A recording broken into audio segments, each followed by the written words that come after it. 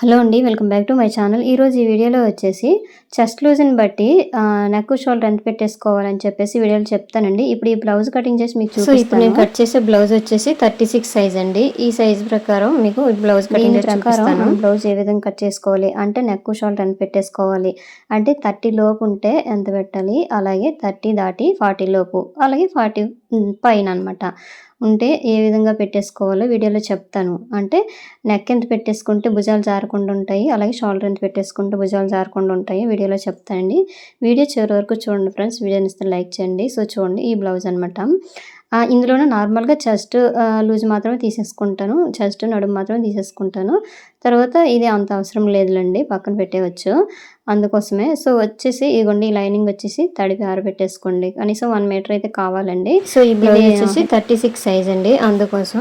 అందుకోసం కిందని హెచ్ తగ్గులు రాకుండా ఇట్లా ఫస్ట్ మార్క్ చేసేయండి. ఇట్లా మార్క్ చేసేసి ఈ క్లాత్ అనేది కట్ చేసేయాలన్నమాట. సో చూడండి మీకు ఈ క్లాత్ అనేది లైట్ కలర్ అవడం వల్ల మీకు కనిపించట్లేదు మార్కింగ్ అనేది. నేను చెప్తున్నాను కదండి, మీరు ఒకసారి చూసుకోండి. కొత్త వారికి అయితే బాగా ఉపయోగపడుతుందండి ఈ మెజర్మెంట్. అంటే కొత్త వారు ఏ విధంగా కట్ చేయాలనేది కన్ఫ్యూజ్లో ఉంటారు కదండి. ఈ వీడియో ఒకసారి చూస్తే మీకు బాగా అర్థమవుతుందండి. సో కింద వచ్చేసి నేనైతే 1/2 ఇంచ్ వరకు మార్క్ చేసేసానండి. తర్వాత ఆది బ్లౌజ్ తీసేసుకొని హైట్ చూసేసుకోండి. ఇగోండి బ్లౌజ్ని ఇట్లా చూసుకొని ఒకసారి హైట్ చూసుకోండి. ఈ విధంగా హైట్ అనేది ఎంత వచ్చిందో ఒకసారి మార్క్ చేసేసుకోండి. తర్వాత పైన ఖర్చు కూడా యాడ్ చేసేసుకోవాలన్నమాట. సో ఈ హైట్ ఎంత వచ్చిందో అదే హైటు ఇటువైపు కూడా ఒకసారి ఇట్లా మార్కింగ్ అనేది చేసేయండి. ఇక చూసారు కదా, ఈ విధంగా ఖర్చు కూడా యాడ్ చేసేసుకోవాలండి. ఫస్ట్ అయితే మనకి కొత్త వారికి బాగా ఉపయోగపడుతుందని చెప్పాను కదండి. అందుకోసం నేనైతే ప్రతిదీ కూడా స్లోగా చెప్తున్నాను అనమాట. మరీ స్పీడ్గా చెప్పినా సరే అర్థం కాదు కదా హెవీ చెస్ట్ ఉన్న వాళ్ళకి బ్లౌజ్ ఏ విధంగా కట్ చేయాలని చెప్పేసి. సో ఖర్చు కూడా యాడ్ చేసేసాం కదండి. తర్వాత చెస్ట్ లూజ్ చూసుకోండి ఈ విధంగా అనమాట. చెస్ట్ లూజు అది బ్లౌజ్ తీసేసుకొని బ్యాక్ సైడ్ ఈ నెక్ ఉంటుంది కదండి, ఈ నెక్ కింద నుంచి ఒకసారి చూసుకోండి. ఈ విధంగా నీట్గా బ్లౌజ్ అనేది ఇట్లా సర్దేసుకోండి. బ్యాక్ సైడ్ కూడా చూసుకోవచ్చండి, లేదంటే ఫ్రంట్ వైపు కూడా చూడొచ్చు. మీకు 2 వైపులు కూడా ఒకసారి చేసి చూపిస్తాను. సో ఇవ్వండి ఈ విధంగా కొలిసి అయితే మీకు చూపిస్తున్నాను చూడండి. ఈ విధంగా కొలిస్తే 18 ఇంచీలు వచ్చిందండి ఒకవైపు. అయితే ఇప్పుడు ఫ్రంట్ వైపు మీకు ఎలా కొలవాలో చెప్తాను చూడండి. హుక్స్ పట్టి వైపు తీసేసుకోండి. కాజా పట్టి వైపు తీసుకునే పర్వాలేదు, కాబట్టి కాజా పట్టి కొలవకూడదు అనమాట.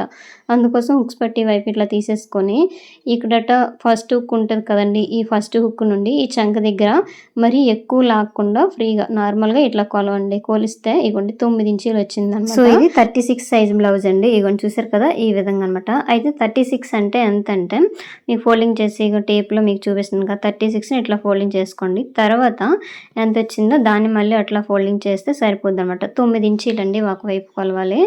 ఇగోండి 36 డివైడెడ్ బై 4 అనమాట ఈజ్ ఈక్వల్ టు 9 వస్తుంది.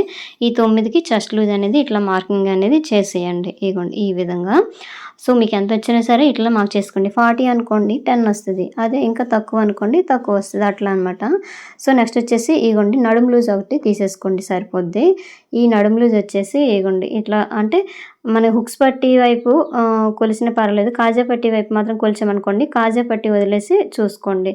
ఈ కాజా పట్టి వదిలేసి కొలిస్తే ఎంత వచ్చిందంటే 34 ఇంచీలు వచ్చిందండి. నడుము లూజ్ వచ్చేసరికి 34 డివైడెడ్ బై 4 ఎంత వస్తే అంతవరకు ఒకవైపు ఇట్లా ఫోల్డింగ్ చేసుకొని ఇట్లా మార్క్ చేసేసుకోండి. తర్వాత 1 ఇంచ్ డాట్కి అలాగే 2 ఇంచెస్కి వచ్చి ఖర్చుకి అనమాట ఇట్లా యాడ్ చేసేసుకొని స్ట్రైట్గా ఇట్లా లైన్ అనేది గీసేయండి. సో చూసారు కదండి ఈ విధంగా చాలా ఈజీగా వచ్చేస్తుందండి. కాకపోతే ఏంటంటే మనం కొలిచేటప్పుడే కరెక్ట్ కొలతలు అనేవి తీసేసుకోవాలి ఆది బ్లౌజ్లోన. లేదు బాడీ మెజర్మెంట్స్ అనుకోండి పర్లేదు, ఈజీగా కట్ చేసేయచ్చు. బ్లౌజ్ మనము కరెక్ట్గా పెట్టకపోతే ఆది బ్లౌజ్ అనేది ఎక్కువ సాగినట్టు పెట్టిస్తే ఎక్కువ లూజ్ వచ్చేస్తుందండి. అందుకోసం చూసుకోవాలి.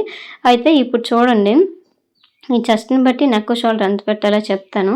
30 కంటే తక్కువ అనుకోండి 5 ఇంచీలు నెక్ షోల్డర్, అది 30 కంటే ఎక్కువ అనుకోండి అంటే 40 లోపు అనుకోండి 5.5 ఇంచులు అంటే 5.5, అదే 40 కంటే ఎక్కువ అనుకోండి 6 ఇంచీలు.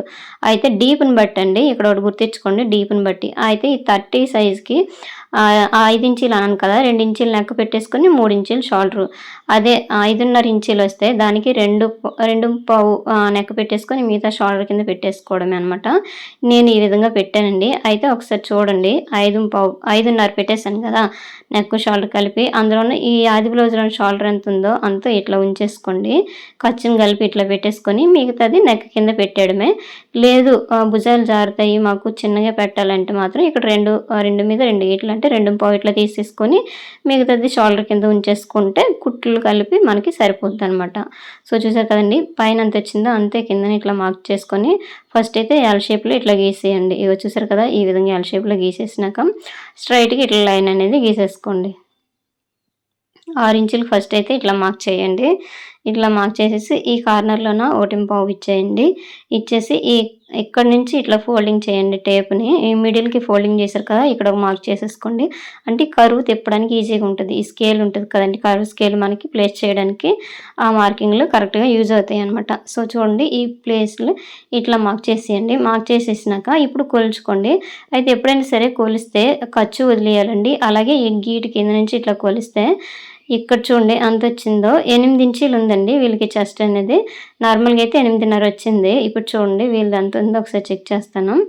అదే చెప్పాను కదండి, ఎప్పుడు చెప్తున్నాను కదా, బ్యాక్ సైడ్ చూసుకోవాలండి. ఎప్పుడైనా సరే ఫ్రంట్ వైపు చూడకూడదు. ఫ్రంట్ అయితే లోతు ఉంటుంది కదండి, మనకి ఆర్మ్ రౌండ్ ఎంత ఉందో తెలియదు అనమాట. అందుకు బ్యాక్ సైడ్ ఖర్చు దగ్గర నుండి ఇట్లా చూసుకుంటే 8 ఇంచీలు వచ్చిందండి వీళ్ళకి.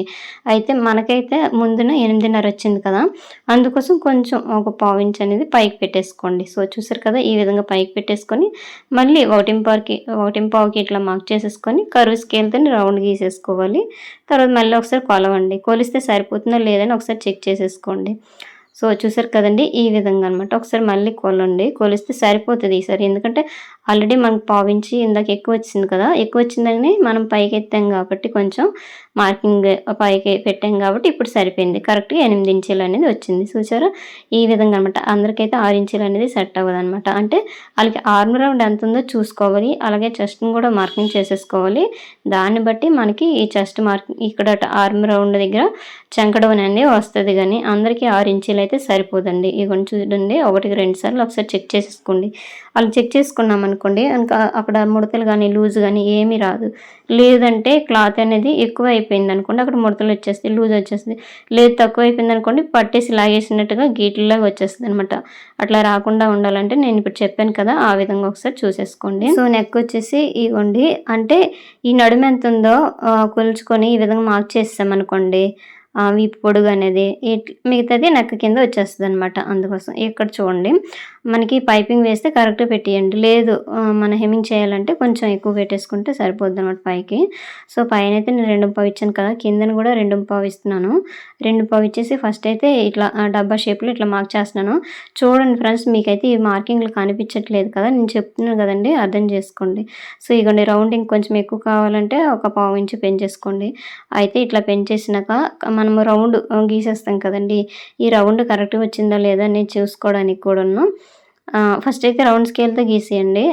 ఇదిగోండి, ఈ విధంగా రౌండ్ అనేది ఇచ్చేయండి. ఇచ్చేసినాక ఆది బ్లౌజ్ తీసేసుకొని ఈ రౌండ్ అనేది కరెక్ట్గా వచ్చిందా లేదని ఒకసారి చెక్ చేసేసుకోవాలి. అయితే ఎలా చెక్ చేయాలో చెప్తాను చూడండి. ఫస్ట్ ఇట్లా పెట్టేసుకోండి, ఈ విధంగా పెట్టేసుకొని ఈ షోల్డర్ ఖర్చు ఉంది కదా, ఈ ఖర్చు అనేది కొంచెం వదిలేయండి. వదిలేసి ఇక్కడ నుంచి ఈ విధంగా ఇలా చూసుకోండి, బ్లౌజ్ అనేది నీట్గా ఇలా సర్దేసుకోండి. ఈ విధంగా సర్దేసుకుంటే ఇప్పుడైతే సరిపోయింది. రౌండ్ అనేది కొంచెం లాక్ గీసేస్తే సరిపోద్ది. ఇప్పుడు ఆది బ్లౌజ్ ఏమొచ్చి కొంచెం రౌండ్ షేప్ బాగా వచ్చింది. నేనైతే కొంచెం తక్కువ గీసాను కదా, మళ్ళీ కొంచెం పెంచేసుకుంటే రౌండ్ అనేది సరిపోద్ది అనమాట. సో ఎప్పుడైనా సరే ఒకసారి ఇట్లా కొలుచుకోండి, కొలిస్తే కరెక్ట్గా వచ్చిందా లేదని తెలిసిపోద్ది. సో లేదంటే మనం ఈ విధంగా ఇప్పుడు చేయలేదనుకోండి, మనం కట్ చేసేసినాక మళ్ళీ రౌండ్ అనేది గీస్తే అక్కడ కొంచెం అనేది మెజర్మెంట్స్ అనేది తగ్గిపోతాయి అనమాట. సో చూసుకోండి, ఈ విధంగా ఇట్లా ఉందన్నమాట. రౌండ్ కింద రౌండ్ ఎక్కువగా ఉంది, పైన అయితే కరెక్ట్ సరిపోయింది అనమాట. ఈ విధంగా మనము మార్క్ చేసామనుకోండి, భుజాలు కూడా జారువు. ఎంత రౌండ్గా బాగా రౌండ్ వచ్చేసరి భుజాలు కూడా జారువు. తర్వాత డాట్స్ అనమాట. డాట్ అనేది ఈ విధంగా వేసేసుకోండి. ఇక టేప్ని ఇట్లా పెట్టేసి ఈ హైట్ని బట్టి డాట్ అనేది వేసేసుకోవాలండి. అటు 1.5 ఇంచ్ ఇటు 1.5 ఇంచ్ వచ్చేటట్టుగా, అంటే 2 డాట్లు కలిపి 1 ఇంచ్ పెట్టాలి కదా, అందుకోసము. అయితే ఇక్కడ డాట్ వచ్చేసి 4.5 ఇంచులు అనేది పెడుతున్నానండి. ఎందుకంటే వీళ్ళకి 15 ఉందండి బ్లౌజ్ హైట్ వచ్చేసి. 4.5, 5 ఇట్లా పెట్టేసుకోవడమే మనకి డాట్ హైట్ని బట్టి, అంటే బ్లౌజ్ హైట్ని బట్టి. ఈ చివర కొంచెం లోపలికి కట్ చేసి మార్క్ చేశాను కదా, అదేంటంటే ఇంకా సైడ్ని కొంచెం ఒగ్గుల్లాగా రాకుండా ఉండడానికి అనమాట. సో ఇక్కడ చూడండి, భుజాలు జారకుండా ఉండాలంటే కొంచెం లోపలికి స్లోప్ ఇస్తే సరిపోద్ది అనమాట. సో చూసారు కదండి, ఈ విధంగా మీకైతే నేను చెప్పినప్పుడు మీకు అర్థం కావాలి, కానీ మార్కింగ్ అయితే అంత కనిపించట్లేదు కదా. అంటే ఈ లైట్ కలర్ అయిపోయింది. చాక్ పీస్ కూడా కొంచెం ఆ టైప్లో ఉంది. ఇంకా వైట్ చాక్ పీస్ అయితే అసలు అవ్వదని చెప్పేసి నేను దీంతోనే మార్కింగ్ చేశాను. సో నెక్స్ట్ వచ్చేసి సేమ్ అదే విధంగా మార్కింగ్ చేసే దీని మీద కట్ చేసేయండి. సో ఫ్రెండ్స్ చూసారు కదా, ఈ చెస్ట్ని బట్టి నెక్ షోల్డర్ పెట్టేస్తామనుకోండి కరెక్ట్ ఫిట్ అవుద్ది. లేదు మనకి నచ్చినంత పెట్టేస్తే భుజాలు అనేవి జారిపోతాయి. రౌండ్ ఎక్కువ పెడతాం కదా, భుజాలు అనేవి జారిపోతాయి. అలాగే లేదంటే పట్టేస్తుంది అనమాట, నెక్ కూడా పట్టేస్తుంది అనమాట. పట్టిస్తే ఇంకా టైట్గా ఉంటుంది, అస్సలు సెట్ అవ్వదండి. అందుకోసం దీన్ని బట్టి ఈ విధంగా కట్ చేసుకోండి. అయితే నెక్ షోల్డర్ పెట్టేటప్పుడు ఏం చేస్తారంటే డీప్ ఒకవేళ 10 దాటి వచ్చి 10, 9 దాటి 10, 11 ఇట్లా వచ్చేటప్పుడు నెక్ దగ్గర మాత్రం కొంచెం తగ్గించుకుంటూ రావాలన్నమాట. రౌండ్ అయితే గీసేసుకోవచ్చు ఎంతైనా సరే, ఆ నెక్ దగ్గర అయితే తగ్గించుకుంటూ రావాలి. భుజాలు అయితే జారు, ఫిట్టింగ్ అనేది కరెక్ట్ కుదురుతుందండి. సో ఇగోండి కట్ చేసాక బ్యాక్ పార్ట్ అనేది ఇట్లా వచ్చేసింది. సో ఫ్రంట్ చూసారు కదండి ఈ విధంగా. తర్వాత మిగతా క్లాత్ ఉంది కదండి, ఆ క్లాత్లో రెండో సైడ్ ఏమొచ్చి హ్యాండ్స్. ఈ హ్యాండ్స్ వచ్చేసి ఇవ్వండి, ఫస్ట్ అయితే ఇట్లా 4 లేయర్స్ని ఇట్లా ఫోల్డింగ్ చేసేసుకోండి. పైన 2 లేయర్స్ని ఇట్లా ఫోల్డింగ్ చేస్తే 2 హ్యాండ్స్ వచ్చేస్తాయి. మీద కొంచెము చూసారు కదా జాయింట్ పడుతుందండి. 2 హ్యాండ్స్ అంటే 2 జాయింట్లు వేస్తే సరిపోద్ది అనమాట. అందుకోసం మీదకి జాయింట్ వేసేసేయడమే. సో ఒకసారి చూడండి, ఈ బ్లౌజ్ బ్యాక్ పార్ట్ తీసేసుకొని మొత్తం రౌండ్ ఎంత ఉందో అంత ఇట్లా పెట్టేసుకుంటే సరిపోద్ది. ఒకవేళ మనకి కావాలంటే కొంచెం ముందుకు లాక్కోవాలి, సరిపోయిందంటే కరెక్ట్గా అడ్జస్ట్ చేసుకుంటే సరిపోద్దండి. కిందనైతే పైపింగ్కి ఒక 1/2 ఇంచ్ వరకు అయితే మార్క్ చేసేసాను. తర్వాత ఈ బ్లౌజ్ తలక హ్యాండ్ హైట్ ఇట్లా తీసేసుకోండి. ఎంత ఉన్నా సరే ఈ విధంగా తీసేసుకొని మార్కింగ్ అనేది ఈ విధంగా చేసేయండి.